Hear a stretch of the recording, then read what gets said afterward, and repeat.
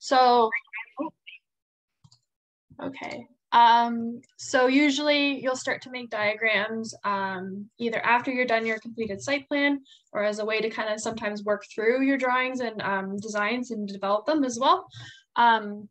But for now, I'm going to start off by showing how to start to reproduce or draw diagrams from an existing site plan. So this was my final Yorkville Park, the Martha Schwartz just tracing and sketching. This wasn't my design, this was hers. But we did have to produce some diagrams to kind of show a different level of information on the site than not necessarily would be conveyed by just looking at the site plan on itself. Sorry. All right. So starting off, so I'll show as well. Can everyone see? I have more diagrams. Yeah.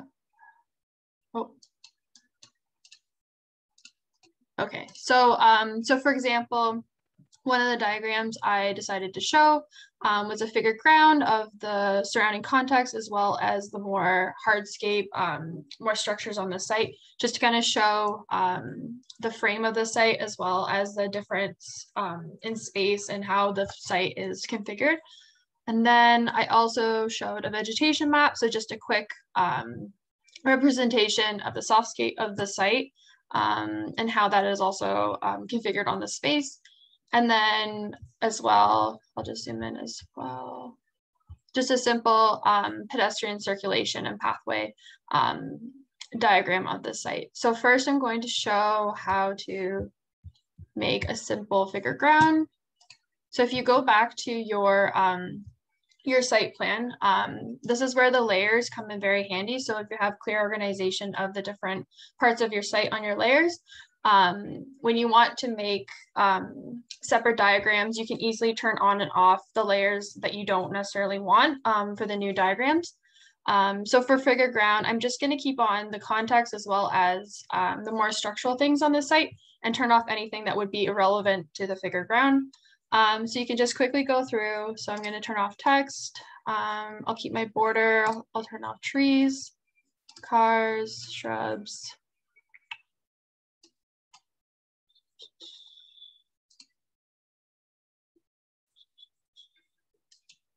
Any of my hatches, ground cover. So just you're left with a more simplified site plan. Once you have this, you can copy and paste it to another artboard, but I like to start to make a separate file just to keep everything separate and that the original file doesn't, it remains intact. So what you can do is you can just open up a new file. I'm just going to use an 11 by 8.5, just because diagrams, you can shrink them in size. It doesn't necessarily have to be the same size as your site plan. It's more representational. So I'm just going to do a diagram examples, and I'll do it in landscape as well. Got 2 artboards because I'll make another pedestrian map as well. So you just open up a new artboard document, and then what you can do is you can either select the layers manually on here or quickly just drag and copy and paste to your new document. The only thing when you do copy it and bring it into another document, the layers aren't maintained. Since this is just a figure ground, you may not necessarily need to separate in layers, but depending on the type of diagrams you'll be making, you may want to separate them after. That's the only downfall. So since, like I said before, it's a diagram, it's not necessarily showing to scale the site. You can scale it down to fit the artboard and show it at a smaller size. So I'm just going to, while it's still selected, go to Object, and then Scale should be in the Transform section. And here it'll show you different options. You want to make sure that it's clicked uniform. It'll do this automatically, but if you don't, then it may distort the size of everything. So I'm just going to scale it down. Yeah, 50% should be fine. And then, like I said, uniform is clicked on. You can turn off and on these options, but since we don't have any patterns or hatches, it's irrelevant at the moment. But if you were, let's say you did have hatches on the site plan, if you click that on, everything will scale accordingly, or else the patterns will remain the same size as the original, if that makes sense. So just make sure to take note of what is selected. It'll also show you a preview before you do it, so you can kind of play around depending on the size. But I'm just gonna make, sorry, 50% so it fits on this artboard. And then you can just move it onto the artboard so it's easier to work with. So now that we have it fitting within the confines of the artboard, you can start to drop in color and fill the parts of the site that you want to show buildings or the hardscape. So what you can do, an easy way to do this, you can manually go in and fill in each of the shapes. They just have to be closed. But the quickest way to do this, if you're trying to produce multiple diagrams, this just helps with time. And you can also use this for hatches as well. But if you just select everything that you want to fill in, like for example, this diagram, you can go to Object. And if you scroll down to Live Paint and click Make, what it will do, this will appear, but not necessarily important. Just click OK. And what it will do is it'll close all the lines of each of the shapes so that you can easily drop in color. And then once you've done this, you can just select, while it's still selected, click K on your keyboard, and then this little paint bucket will appear. And then this, right now, it shows that my fill is transparent, but my stroke is black. But we want to switch that so that your fill is black to show, like I said, hardscape, and then we don't necessarily need an outline. So then now that that's selected, you can quickly go in and fill in anything on your site that you want to appear with the black fill. So I'm just going to quickly go in .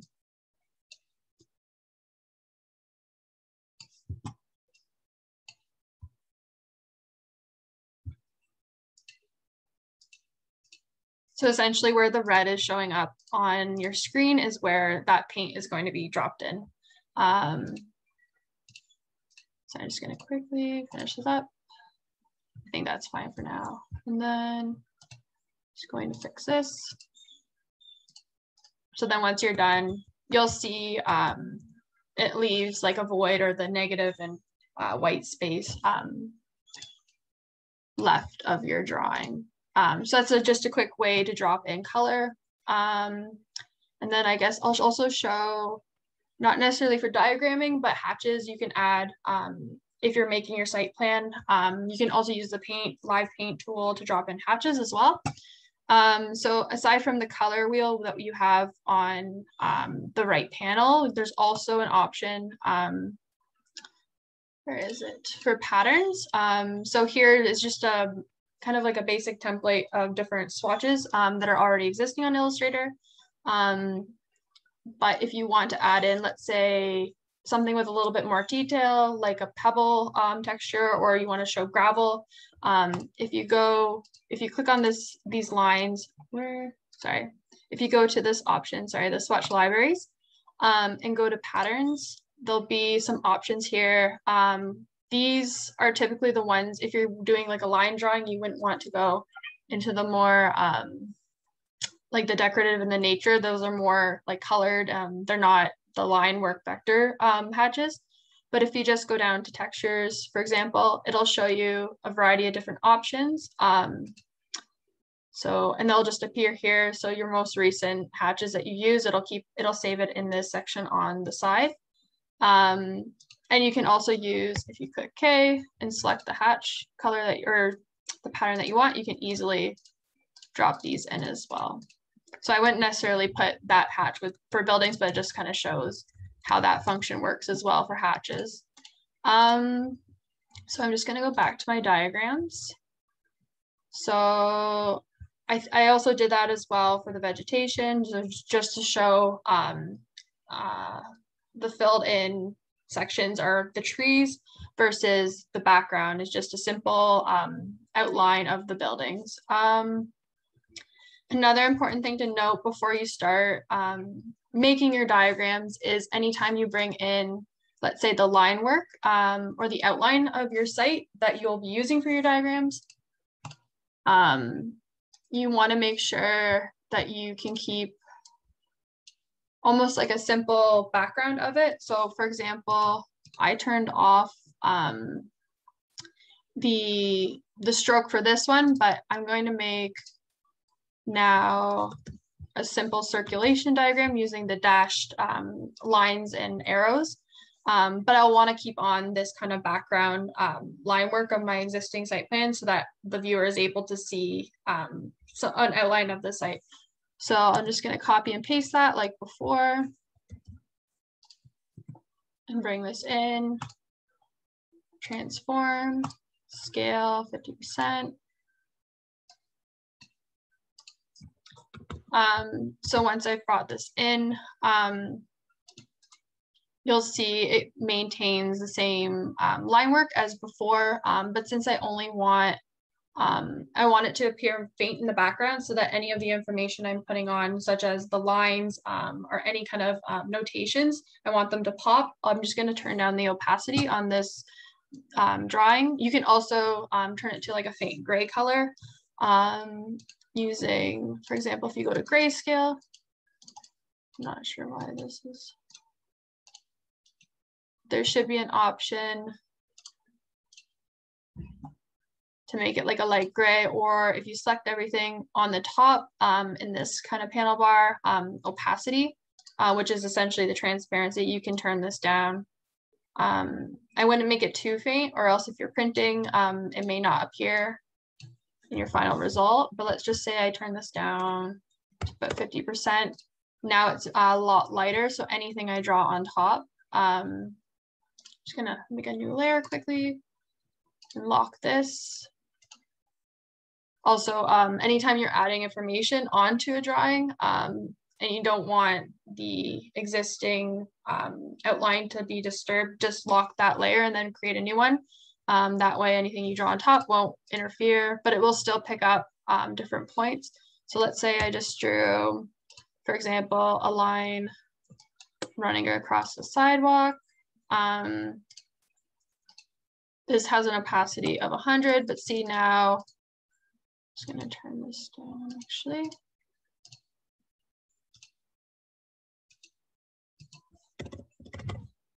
About 30%. See, maybe a bit too faint, but as you can see, it kind of just shows it a lot more visible versus the information below. So that just kind of helps the viewers see your diagrams more clearly and not get distracted by the information underneath. So I'm just going to go back to these diagrams. Does anyone have any questions so far? No. Okay, great.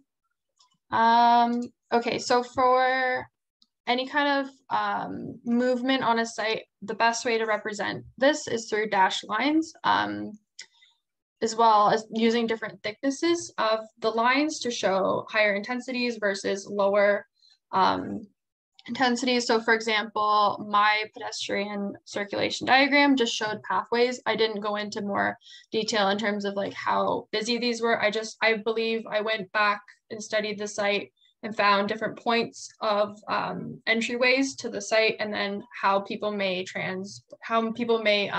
circulate through the site from those specific points.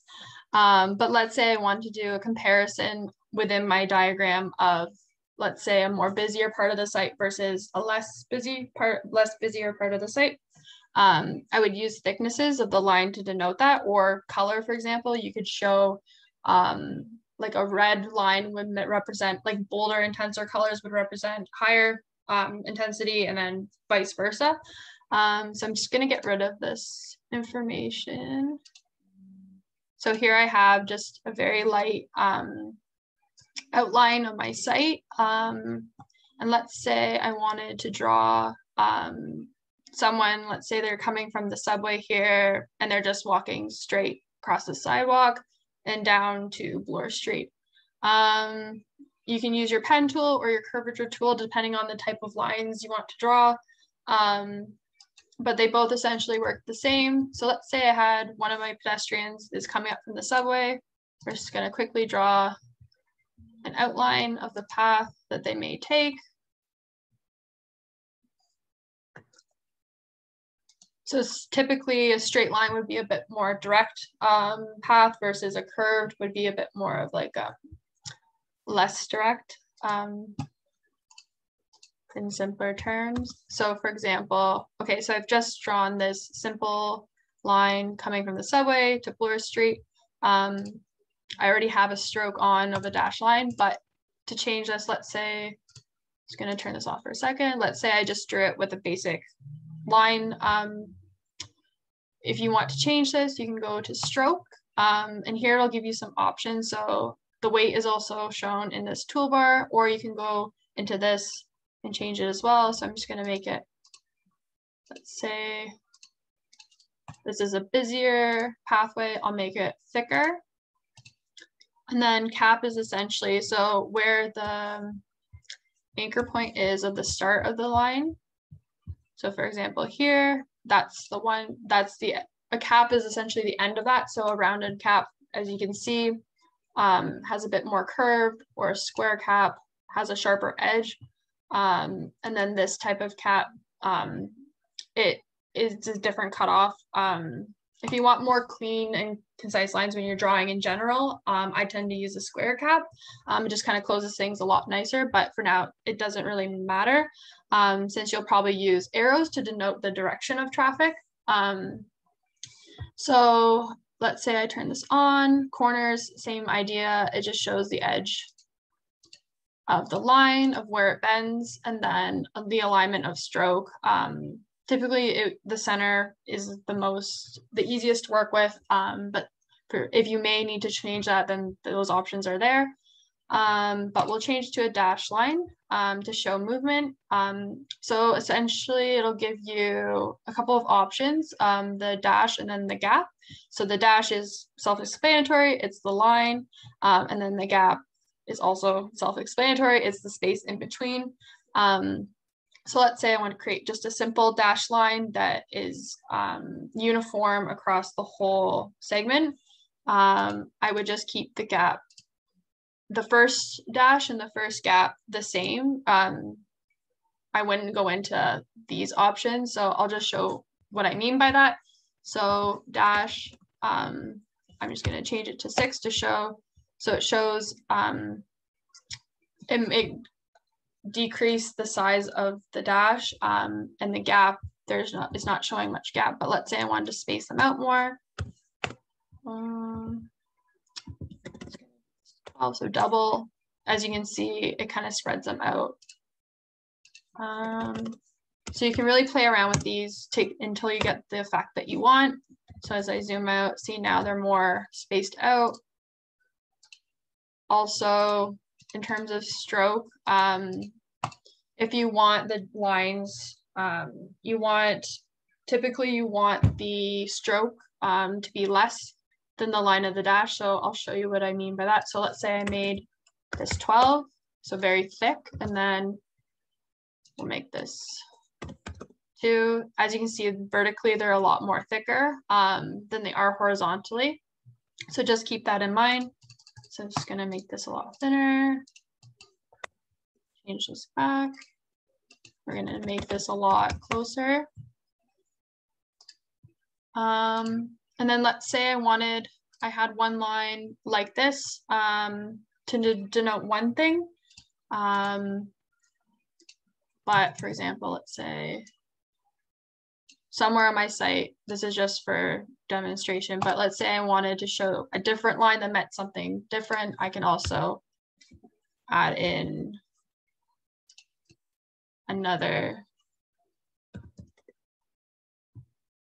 I'll make this different. So let's make this.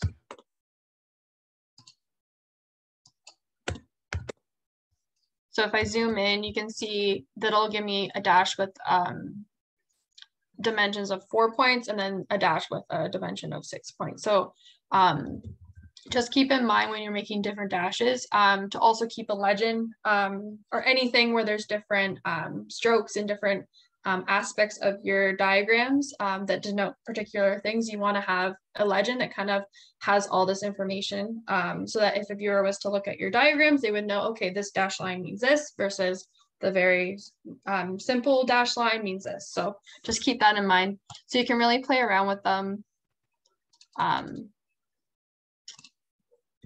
to show the differences of things on your site.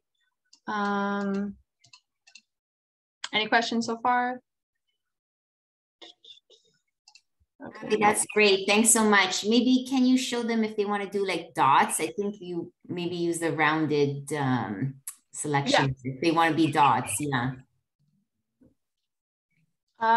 So if you want to create more dots, you would have to go back to stroke, make sure the rounded cap is on. I'm just going to get rid of these for now.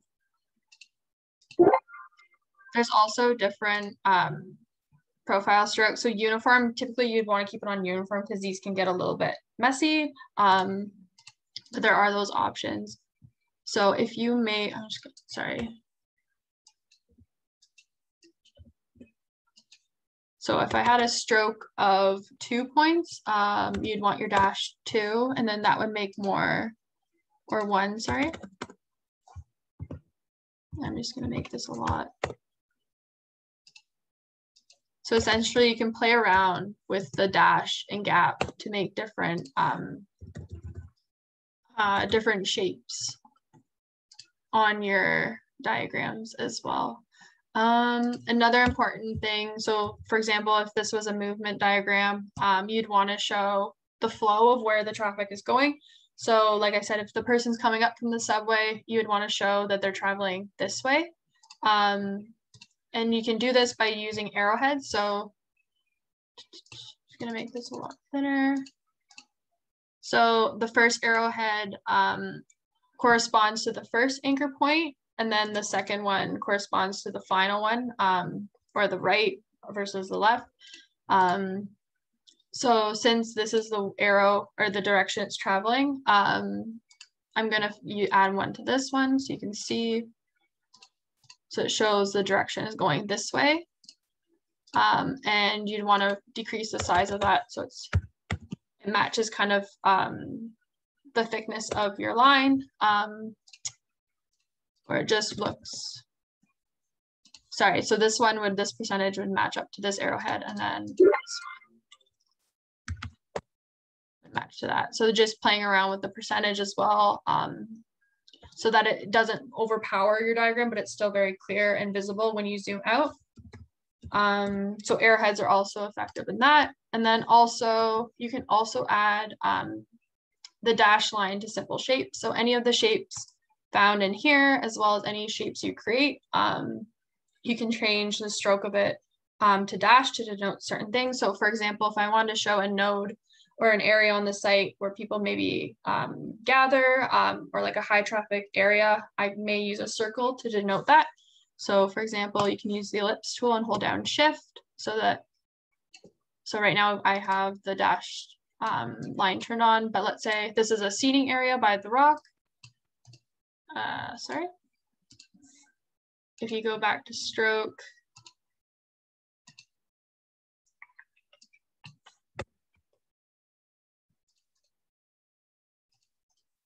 you can also add that as well. Another tool to use, so if you're using circles or certain shapes to highlight different areas of the site that are important, you can use, so if I change the fill, so let's say, I'm just gonna get rid of this.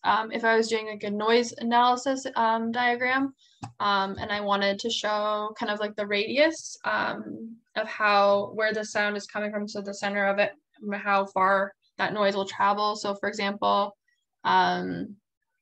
this gathering area may be louder because a lot of people are sitting there. You could draw a circle of the radius of which you think that noise will be, and then you can add a fill to it. So for example, like a red color would be like show a higher volume. You can show the radius and then select your shape and then use the opacity as well. Turn down, so you're able to, the layer underneath is visible as well, and it's not too overpowering on your site.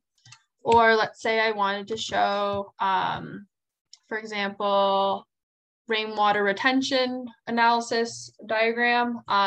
So I guess it's hard to tell. So I know these parts of my site are more softscape, so they have more soil underneath versus, for example, this seeded area would be all paved.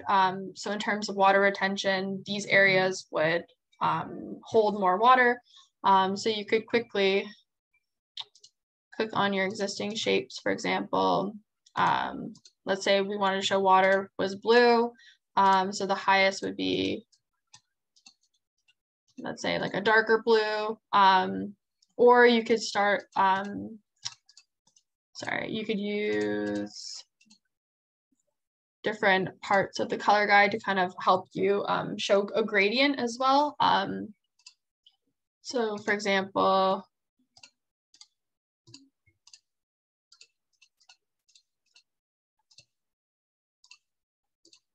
let's say these areas retain the most amount of water, and then I'm just gonna draw a quick square around and turn down the opacity of this to 10%. So it's a lot lighter. So here it just kind of shows, these ones are darker. I'm not sure if it's reading well on the screen, but I'll just,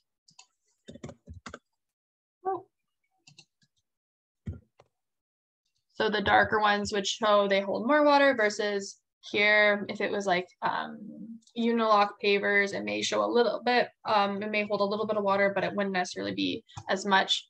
And then the way to denote this is you would do either a gradient bar at the bottom of your diagram showing like this color or this opacity is the highest amount, and then the lighter one is the least amount. So just a reminder, you can really get creative in terms of how you represent the data, but just remember to make a legend at the bottom. So for example, if I go back, I'll show how to quickly do that for the circulation one.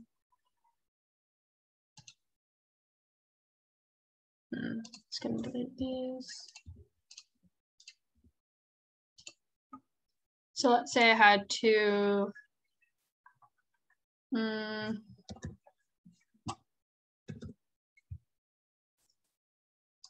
say I had two different types of lines running on my diagram.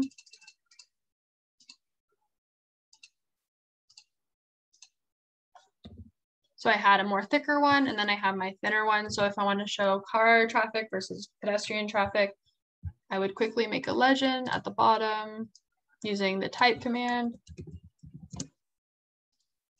And you can simply just draw a sample line at the bottom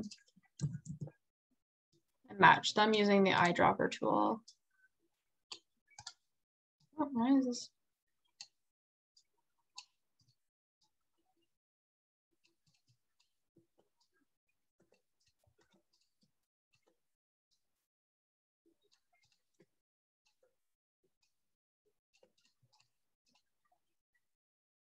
So using the eyedropper, I'm just going to match this one. So it copies it exactly, and then using it again, it copies it from my site plan. So at the bottom, and then you can just write the differences as well right beside it. You can also use the eyedropper tool. So let's say you just wanted to draw a bunch of pathways, and then you had one, for example, let's say,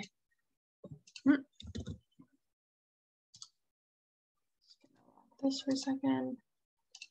Let's say I drew a bunch and I wanted to match this one for, sorry, make sure the fills turn off when you make any lines. Let's say I wanted to match a particular line. You can easily select holding down shift, or if they're on a certain layer, you can select all the ones on that layer. and then match them as well. But again, make sure your fill is turned off or else it'll try and fill the space around it. So that's just a quick way to add different lines, dashed lines to your site and arrows. Just trying to think of what else. Sorry, I'm just going to turn this off. Get rid of this. So another easy way to show kind of noise radiating or kind of like a, yeah, like a gradient of radiating effect. You can simply layer circles. Okay, so let's say again, this was a high density loud area on the site. Sorry, I'm just gonna turn this off. And then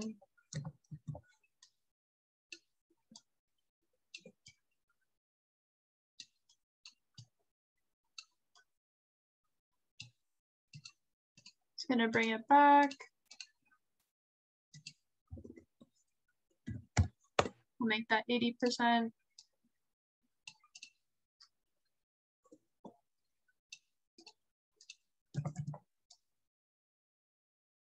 Bring this to the back.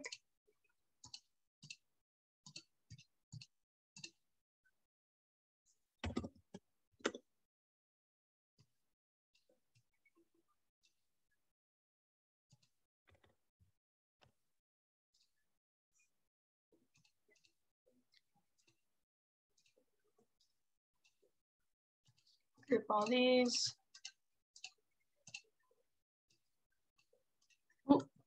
Essentially, yeah, you can really use the layering of different shapes and then changing the opacity to kind of show that gradient effect. And then also just the radius of how far it goes as well.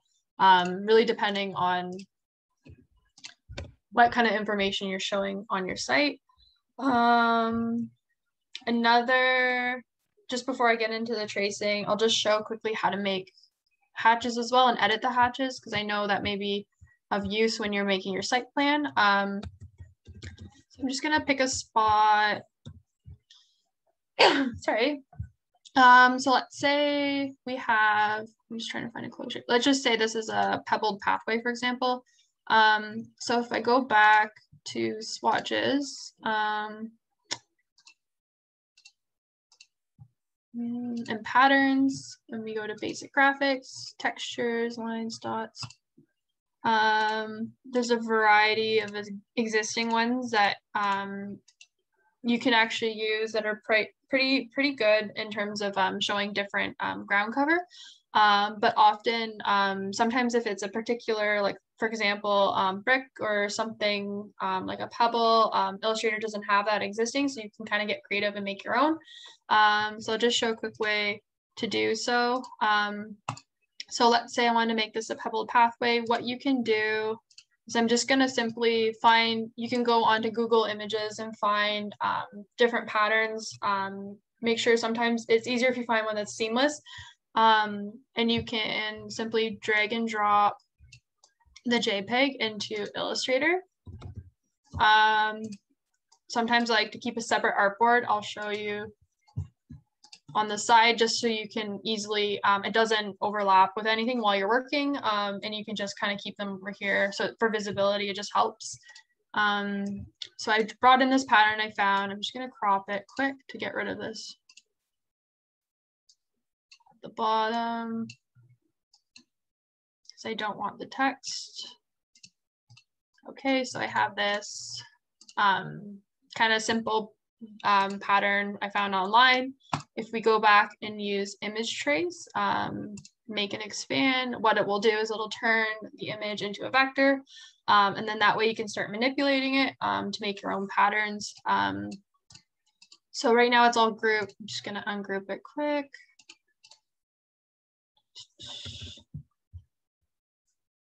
What layer is this on? Sorry, I'm just gonna put this on this layer. there we go. Ungroup this. I'm going to get rid of the fill, but keep the stroke. And I'm gonna turn down this line weight so it's a lot more delicate on my drawing. We want to get rid of the border around it. So you can use your direct selection tool and just kind of delete any of the lines that you don't want. So this is just really rough right now, but I'll just kind of do this quickly to show.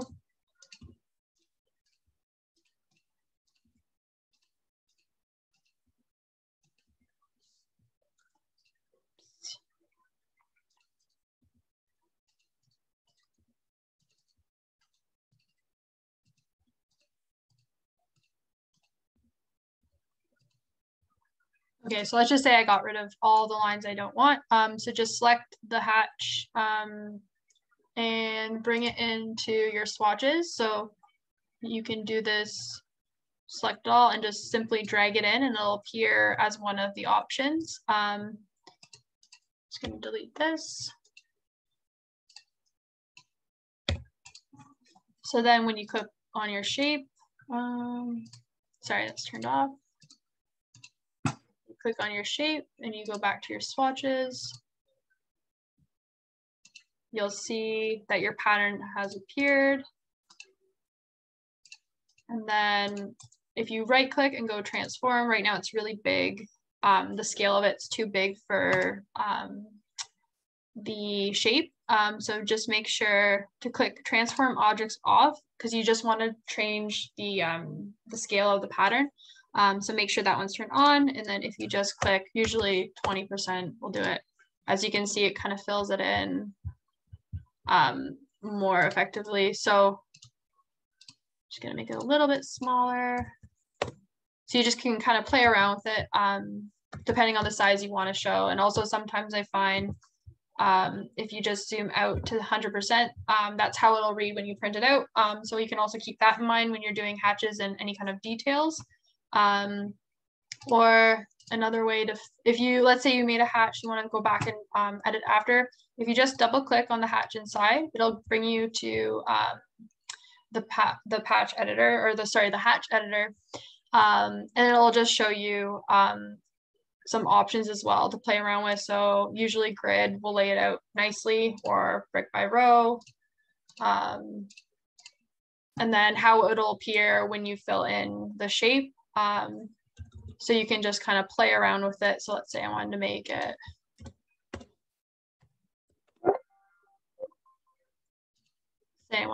thicker. You can really get creative as well in this option to make differences in your drawing. Sorry, I live by the train. I'm just gonna close my window. So yeah, that's just another option when you're starting to add detail to your site as well.